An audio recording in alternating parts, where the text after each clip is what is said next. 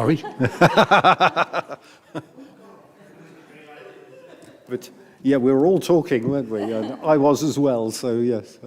Yes. So good evening and welcome to this Quarter Standards Committee. It's nice to see everybody in person.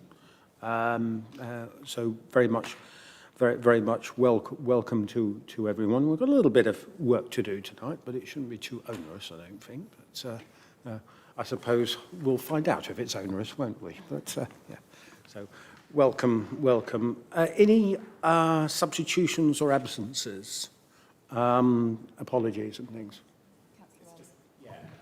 Councillor Elwood. Yeah. Thanks, Chair. I don't know if you've got apologies from Councillor Towers-Hinton. I think he's sent them through, but just as a double apology, so to speak. yeah. Belt and braces. Quite right. Yeah. Anyone else? No. I haven't received any either, so that's fine.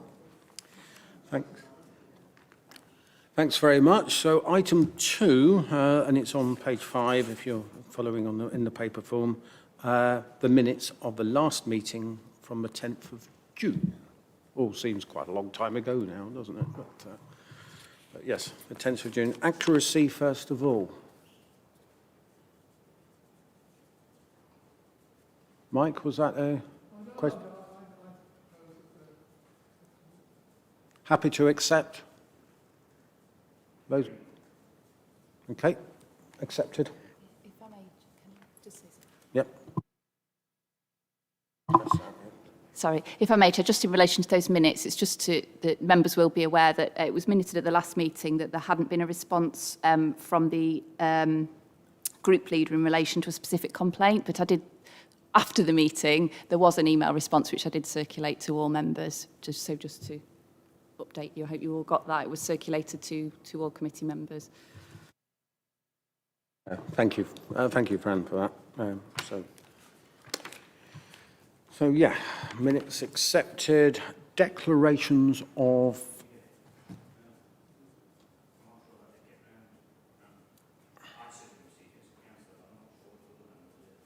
Okay, I can forward that on after the meeting. It wasn't, yeah. Okay, shall we do that again then? Yeah. I'll circulate it again. Apologies, I thought it hadn't. Thank you. No apology necessary. Sorry, Chair. No, that's fine. Right, declarations of interests.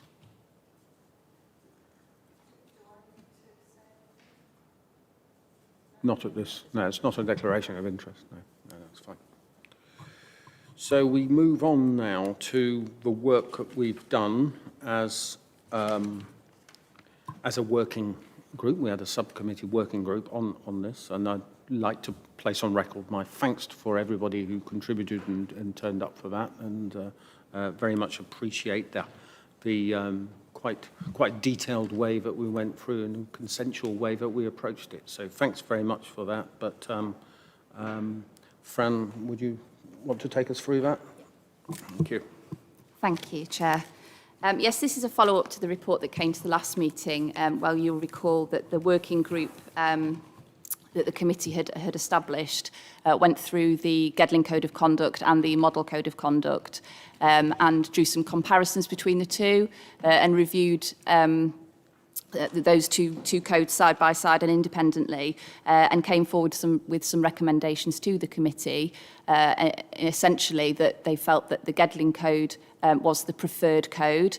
They felt it was preferential in terms of its clarity, in terms of its content, but one of the recommendations was that the model code did have quite a lot of guidance information contained within it, and it might be helpful if we could produce a separate guidance document which doesn't form part of the Gedling Code document but which is available on our website and to be circulated in members and so forth, just to accompany our code. It was also agreed at the last meeting that in line with the Committee for Standards in Public Life recommendations, that when we are reviewing our Code of Conduct, that we should go out to consult with stakeholders and residents in relation to that consultation and get their views on the Code of Conduct. It's not something we've ever previously done before when we've looked at the Code of Conduct, but since we are following those best practice recommendations, committee agreed that this should go out for consultation. So we did run a consultation. We ran the consultation online, and we also contacted directly the parish councils to make sure that they were aware of it and could contribute to it. As you'll see from the report, the response to the consultation was relatively low. We had 3 responses, all came from members at a district level, but all agreed that the Gedling Code was fit for purpose, and they didn't have any suggestions or recommendations in terms of how that may be improved or altered. So on the basis of the consultation and the recommendations of the working group, the proposals, as you'll see on page 9, the recommendations are that members note the responses to the consultation and recommend to Council that no changes are made to the Code of Conduct Appendix 2. But that members agree that a guidance document be prepared by the Monitoring Office to accompany the Council's Code of Conduct. And that was something that was also supported through the consultation responses. They also felt that a guidance document would be helpful. So in terms of process, what would happen if you're happy with these recommendations is that the work that the group has done, which I know the Chair was keen that full Council were aware of the sort of extent of the work that's been undertaken and the fact that the model code has been thoroughly considered by this committee and the working group, that is taken through to full Council, and it will be November's Council now for basically endorsement that the code remains as it is. Thank you, Chair. Thank you, Fran, for that very comprehensive update. First of all, I'll take questions on the content of what Fran has outlined, or indeed on the pages that are there in front of you, and then I'll open it up for general comment if people wish to do so. So, questions first. Councillor Payne. Thank you, Chair. Yeah, question. Well, first of all, put on record and echo what you said, Chair. Thank you to the working group for the deliberation and comprehensive work, and I concur with you that I think full Council does need to be aware of the detailed scrutiny of the 2 documents from the working group and the thought that's gone into the recommendation around sticking with the Code of Conduct, the Gedling Code of Conduct, as is unchanged. I don't want to put you on the spot, Fran, as monitoring officer, but I do just think this question needs to be posed to you, and it may have already been posed by the working group, but you clearly have a statutory role in the council as monitoring officer, and I guess I just would want to be assured as a member of this committee, the Standards Committee, that you feel that the proposal, notwithstanding the deliberations by the working group, have obviously come to their conclusions for good reason, but you in your statutory capacity, do you feel that the Gedling Code remained unchanged, not taking on board any of the aspects of the suggested code worked up through the Local Government Association, leaves the council with, and you with, as monitoring officer, robust enough tools to deal with situations should they arise that relate to the Code of Conduct, because ultimately you have a statutory role, to advise the council and to challenge where necessary. And I would just want, as a committee member, to be satisfied about your view. As I say, notwithstanding the work that has been done by the working group. Thanks. What's a direct question to you, I think, wasn't it? Thank you, Chair. Well, obviously, I was involved with the working group and went through the review of the code with them. I think actually there was quite a detailed review of the code back in 2018-19 when the recommendations came through from the CSPL, and I think that any kind of issues that came out of that particular report were picked up by committee, were incorporated into the Gedling Code at that point, and I feel that almost at that point the code was strengthened, the Gedling Code was strengthened, and in my view, not to criticise the work of the Local Government Association, it's very challenging to come up with a one-size-fits-all code of conduct. I liked the Gedling Code and working with it regularly, as you've alluded to, particularly in terms of dealing with complaints. I find it very clear in its layout and very clear on its rules. I felt that perhaps the model code wasn't quite so clear in some of its content. So yeah, from my point of view, I certainly endorsed the views that were put forward by the working group and agreed with those, and was given in the working group by the chair the opportunity to be vocal about my about my views and opinions on it as well. So yes, I'm from a statutory perspective happy that it's fit for purpose. That's not to say that there may not be change in statute, and we may be in a position in the not too distant future where we are then forced to look at adopting a model code, but that's not the situation at the moment. So. And it's not an uncommon stance. There are lots of authorities. I think 2 committees ago, I provided some evidence about how different authorities had looked at the model code and how they treated it. And there were several that have taken a similar view. Thank you, Fran.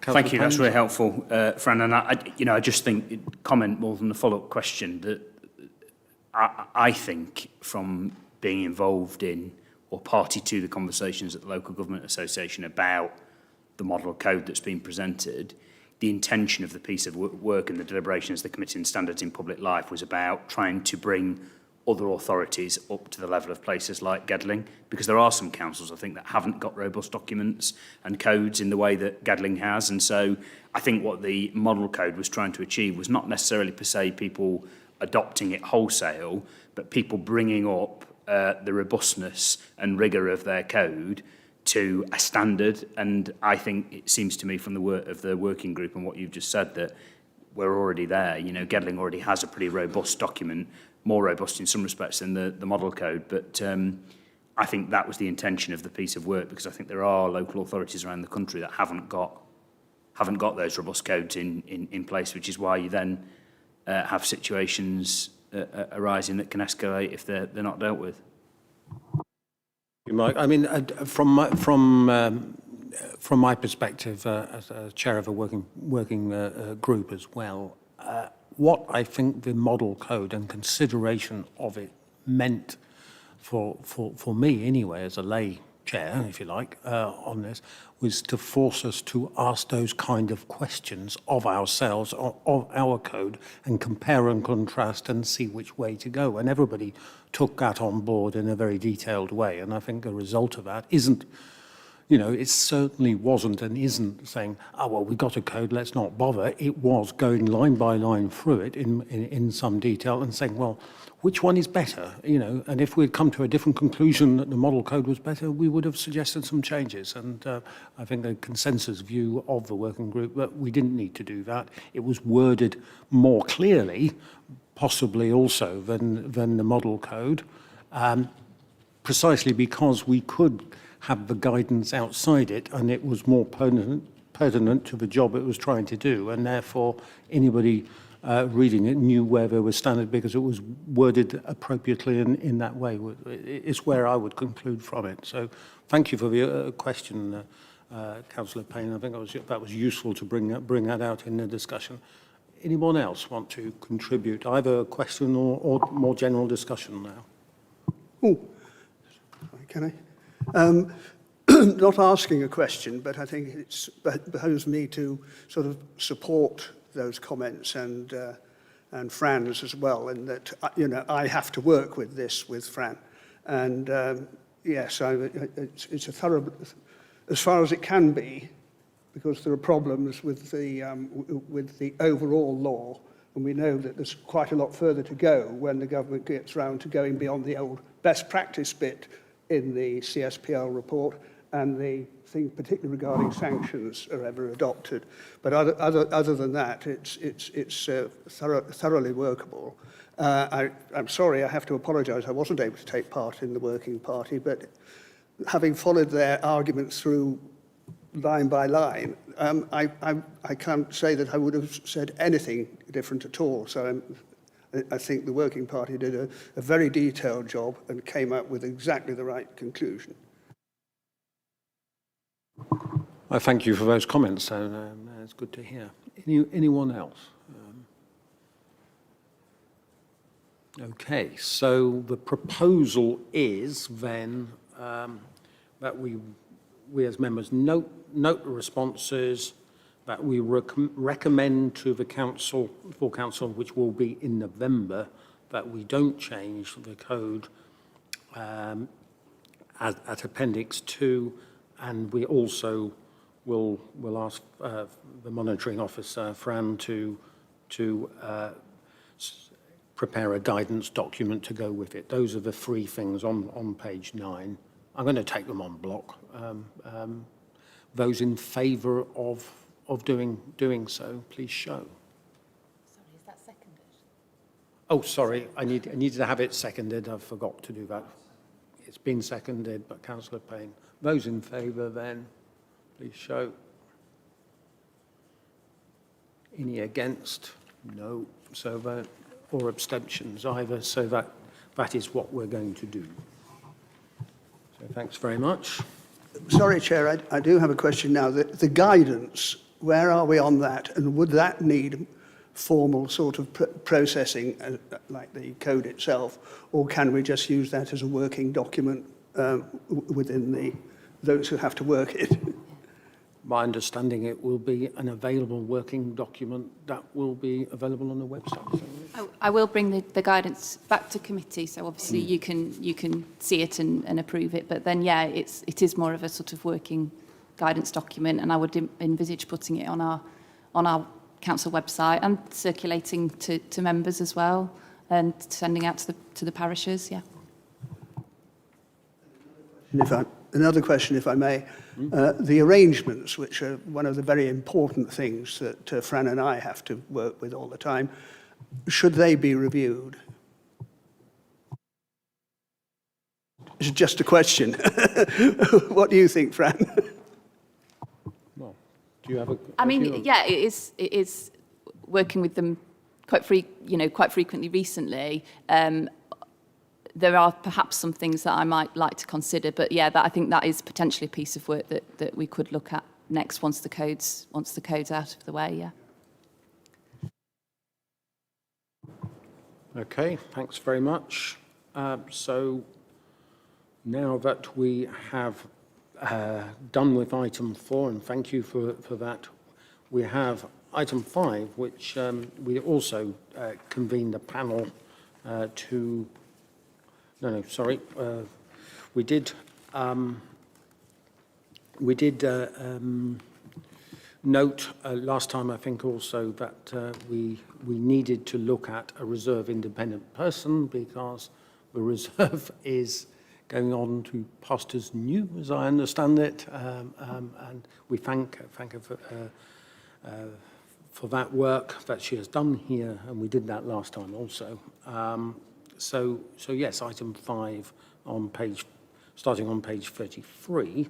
Fran, would you like to open for that? Members might recall, just prior to the last committee, so before we could go on the agenda, the reserve independent person announced that she would be resigning from that position. She was moving out of the area.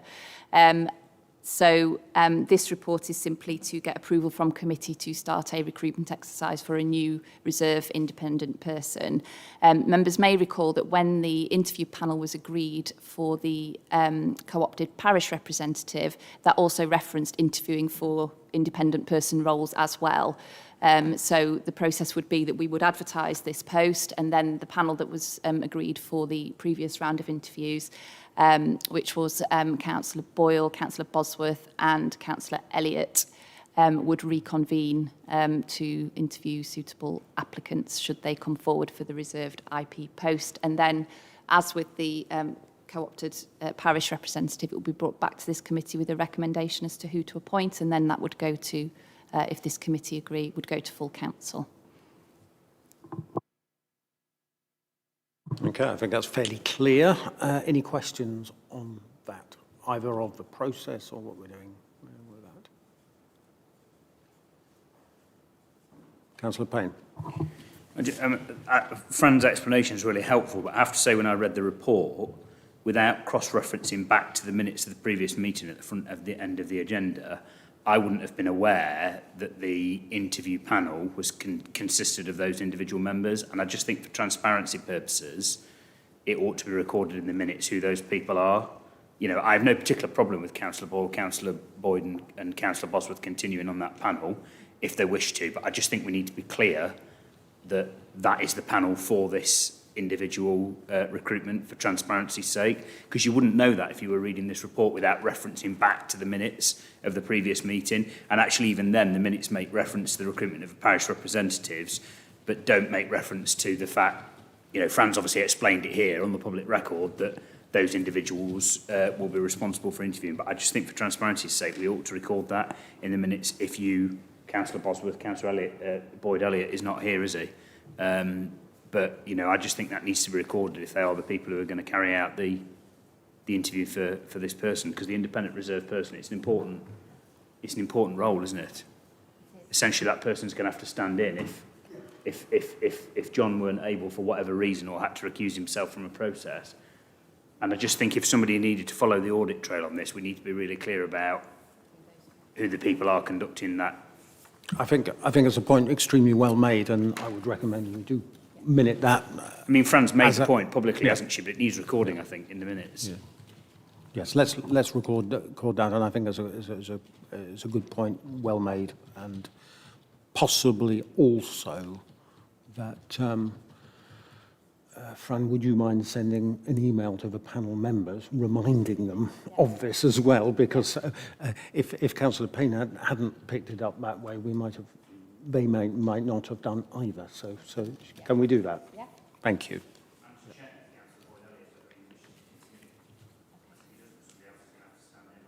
Yeah, exactly. No, indeed. I think I have heard that he is aware he's required.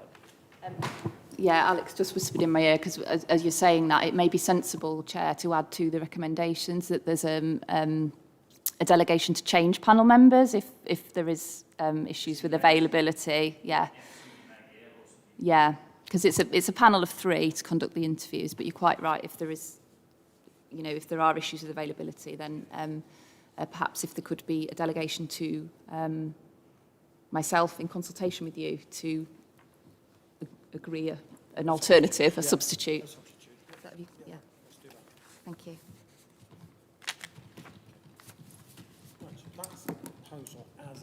That's a proposal as amended for the panel. Any other comments or questions before we move to formally vote on it?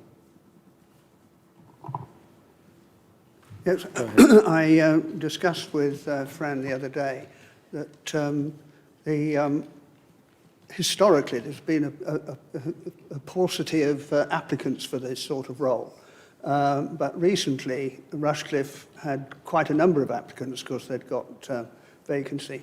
And in the end, we're able to choose 2 new independent persons from a short list of 4.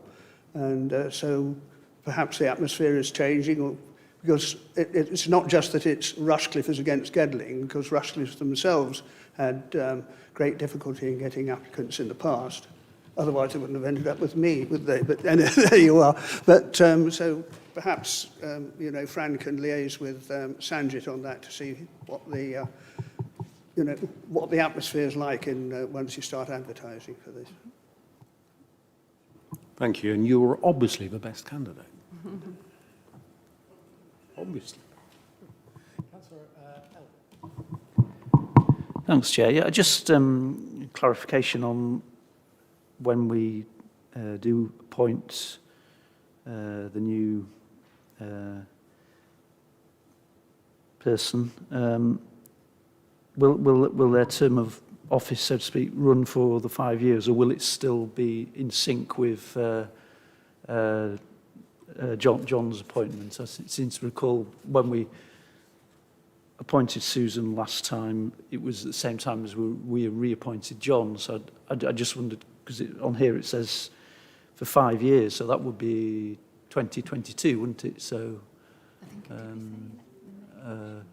just would seem a bit strange appointing somebody for only a year and then having to reappoint them. That's all. But maybe we have to do that. I don't know. But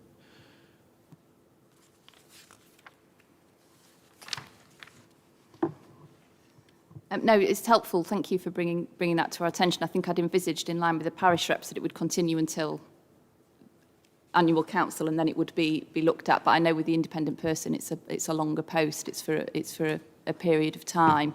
Although again, we need to take into account best practice recommendations, which talk about a 2-year switch around in relation to independent persons to make sure that there's a continued, that there can be no suggestion of, there's a fresh pair of eyes, I suppose, that, on a more regular cycle.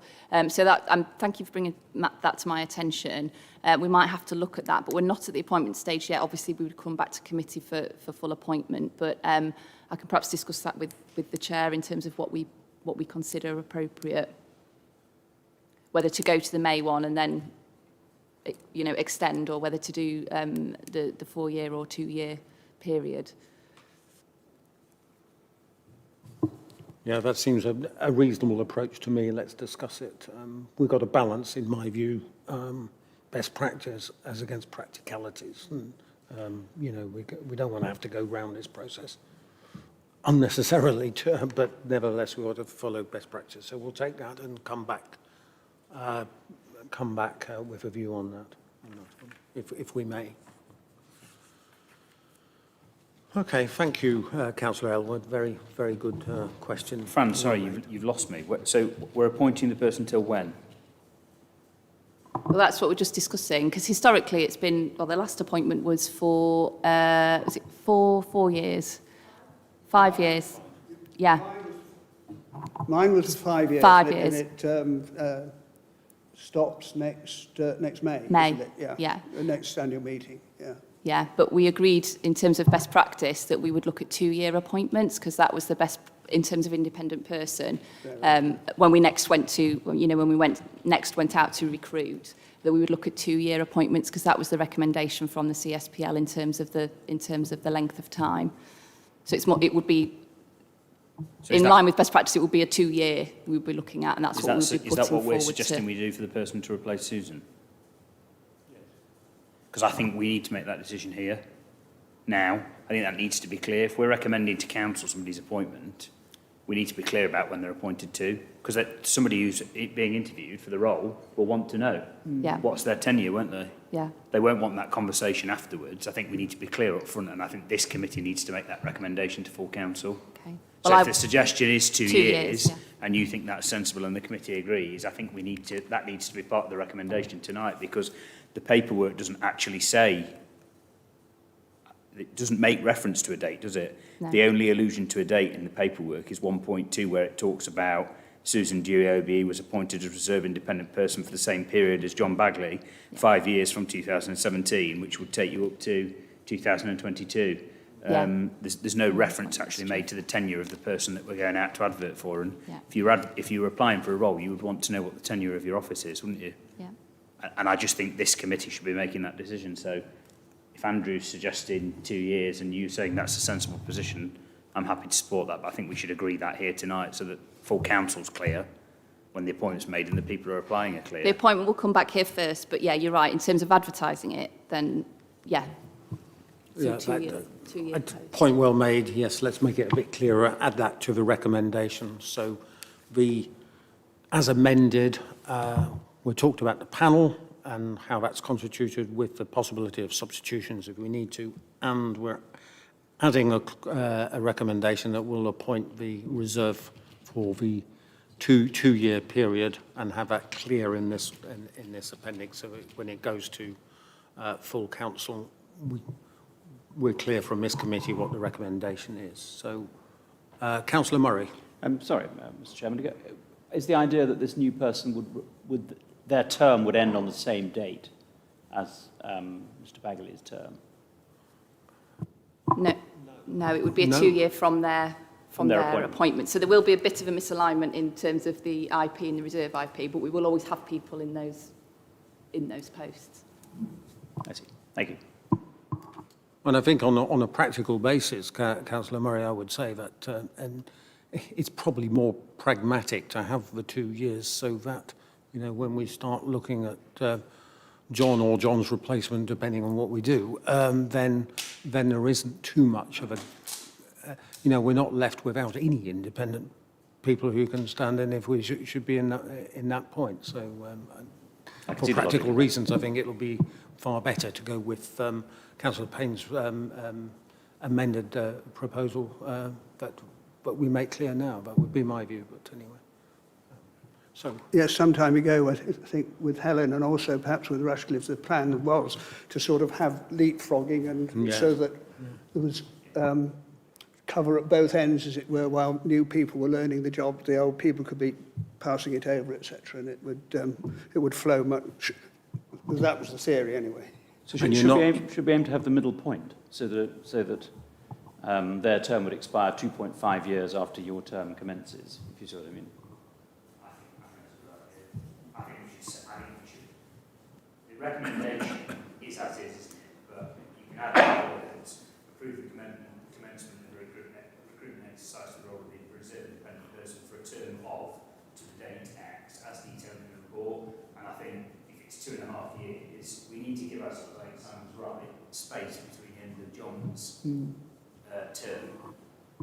So there's a clear run-in, because there we need to be deliberations about John when the reappointment, whatever the process is that, you know, happens in terms of the independent person. So I think that's a sensible idea. Well,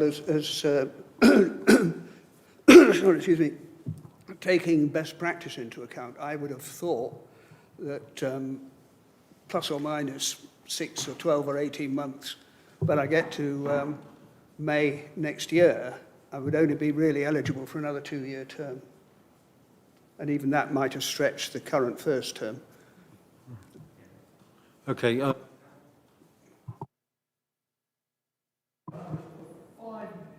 Sorry.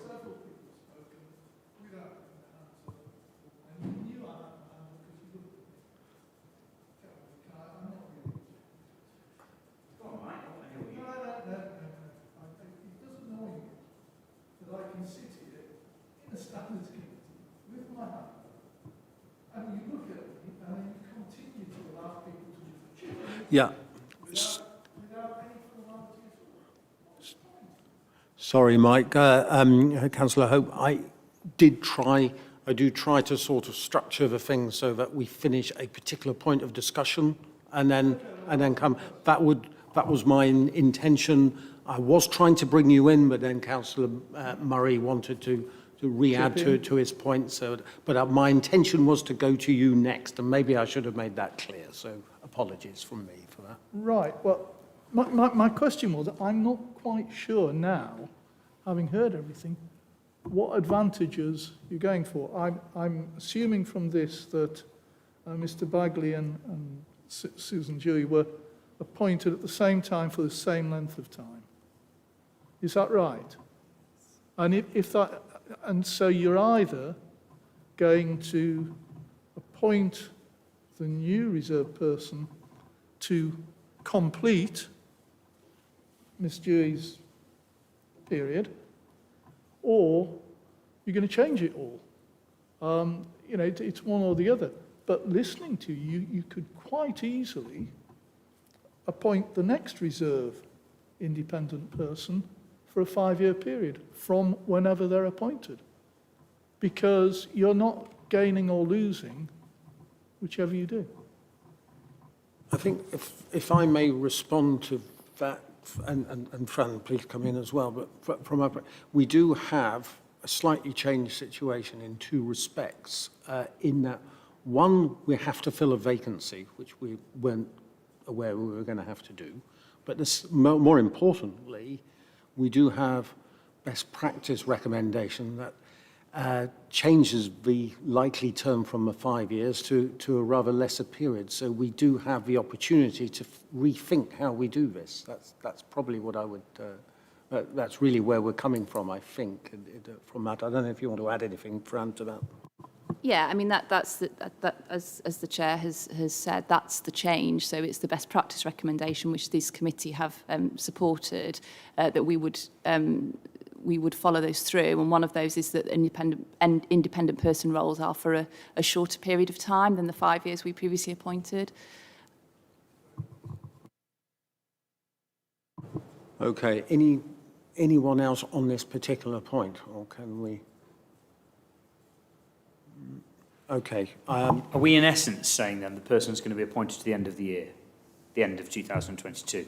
John's term finishes June, so it would be the end of 2022 if we followed Simon's suggestion of 2.5 years, wouldn't it? Roughly. however long the appointments process takes. Yeah, sorry. I'm trying to work out where we are in the year. We and might how not many- appoint 2 until, years. well, I suppose, yeah, if we don't end up appointing till the end of the year. Well, it's Well, we've got a timetable 2023, it'll be here. the end of, 2023, yeah. be middle of 2023, won't it, if we don't end up appointing to the end of this calendar year? Yes. Because we're sort of 3/4 through the year already, aren't we?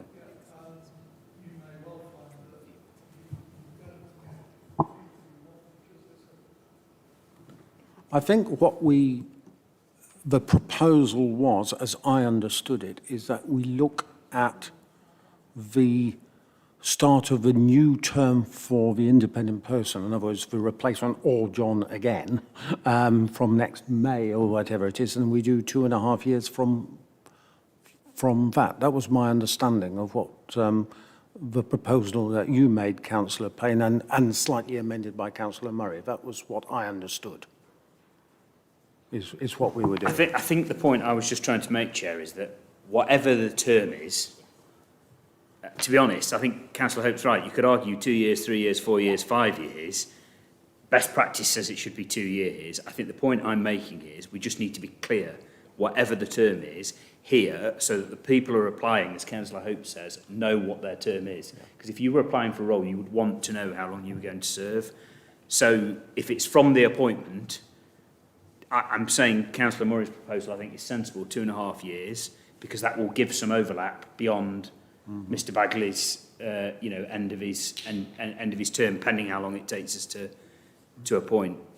And then I think we just leave it to Fran and Alec to sort out the wording in the recommendation after the meeting. But it's a 2.5-year appointment from Yeah. the appointment. A 2.5-year term. 2.5-year term, sorry. From the appointment, I think, is the point Councillor Murray was making. And I just think that needs to be captured in the recommendation so that the advert can say you will serve for 2.5 years. Yeah, that's right. That's what I understood the proposal to be. Okay. Can we have a seconder for that? Yeah, Councillor Murray has seconded as amended. Can I see those in favour, please? Fine. So thank you for that. It took slightly longer than thought, but it was well worth having that discussion, I think. So thank you. All right. So moving on now to the recruitment of co-opted parish representative. The actual detail of that is in a separate appendix, which has been circulated, I believe, to everyone. Again, we did convene the panel, and the panel came up with a recommendation. So we need to look at that recommendation, see if we agree with it, and then it'll go, if we approve here, it'll go to the November council meeting. I thought the panel worked very well. Both candidates that came were excellent. I think the questions that we asked were asked in a good way, and we did have a full participation, and I think it was a very good process. There was a slight issue with the connectivity to Councillor Elliott, for which it's unavoidable with the connection from afar. That can sometimes happen, but that wasn't anybody's particular fault. So thank you to those that took part from me. And yeah, I don't know if you want to introduce this, Fran. Yes, thank you, Chair.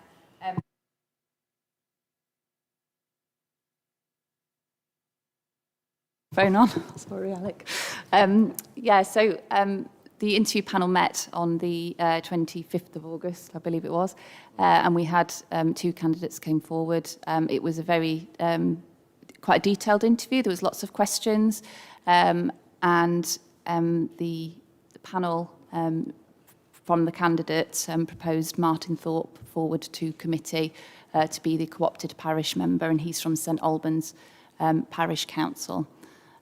So subject to this committee approving that recommendation, it will go to full council. His appointment will be till annual council, because it's slightly different to recruitment of the IP. It's a co-opt onto the committee, and that will be then considered again at full council. Sorry, annual council. Thanks very much, Fran. Yes, annual council. So that was the recommendation. Any questions, first of all? Councillor Payne. It's not a question, it's a comment, and I didn't declare this at the front end of the meeting, so I don't think it's a formal declaration, but I'm saying it for transparency purposes. Councillor Thorpe is a parish councillor on a parish council that is within my county council division, of which I've attended previous meetings. I don't have a personal relationship with him. There's nothing for me to gain out of his appointment. But obviously I do know him professionally, and he serves on the parish council that sits within my county council division. So I'm just putting it on the record for transparency purposes, but I don't think it requires a formal declaration. Thank you, Councillor Payne. Anyone else?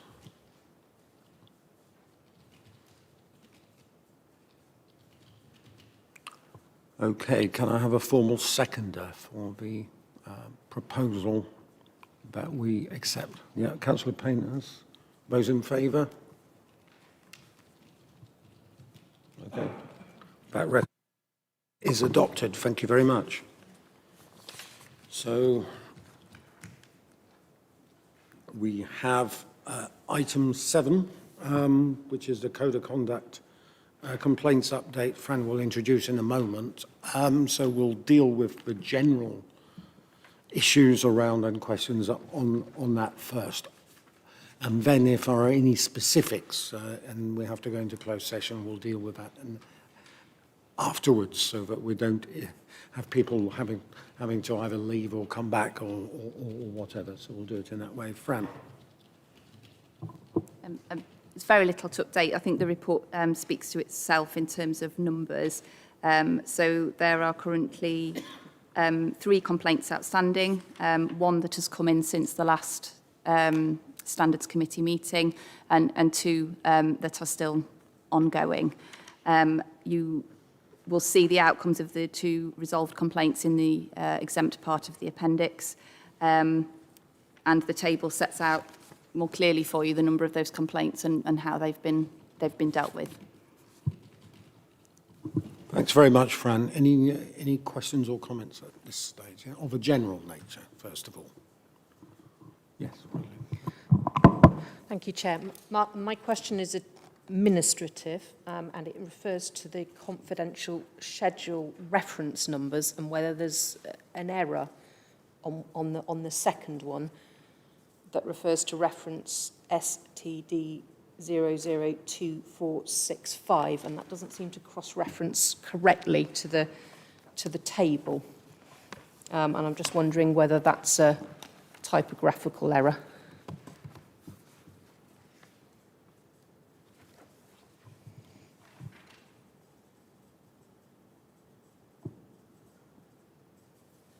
I can, yes, thank you. I was going to say I could clarify in a bit more detail why I think it might be, but thank you.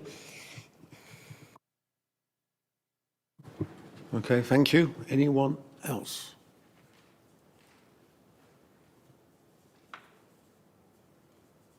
Fine.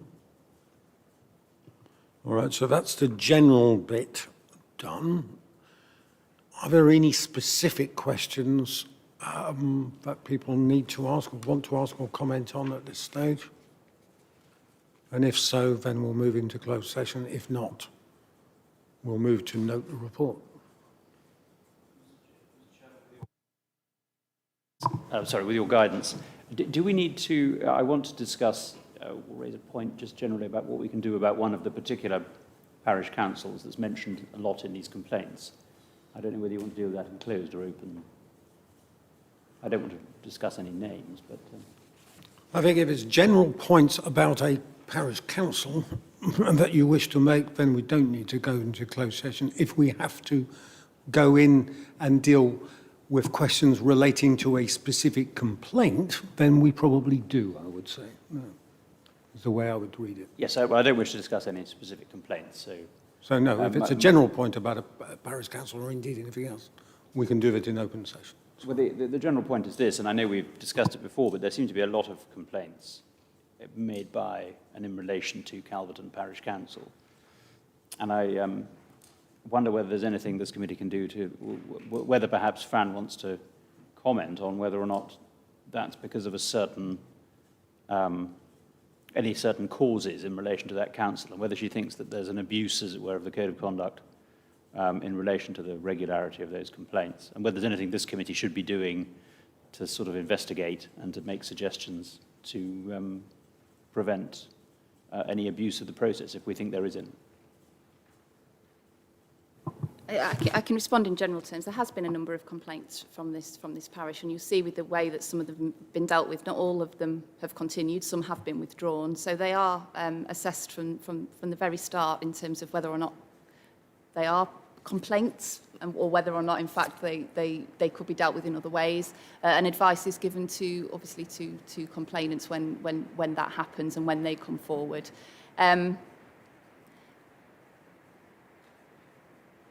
I have spoken to the previous clerk at the parish council, and I think it is a situation, and certainly we talked about as well the code review and whether there was some opportunity to do some training, not just with Calverton, but with all parishes. Now we've had a refresh and look at the code, although we're not changing it, just to maybe reach out to the parishes and perhaps look at delivering some sort of code of conduct standard training across the board, and that is something that I think I would hope that would be taken up by the parishes, which may assist. Thank you. Anyone else on this? But okay. Can I have a seconder to note this report? Yeah, Councillor Payne has. Those in favour? Duly noted. So that is the end.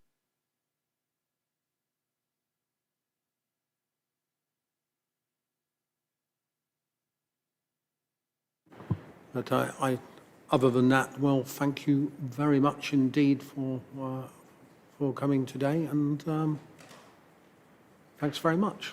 And we'll see you all soon. John, sorry, you've got some. Sorry.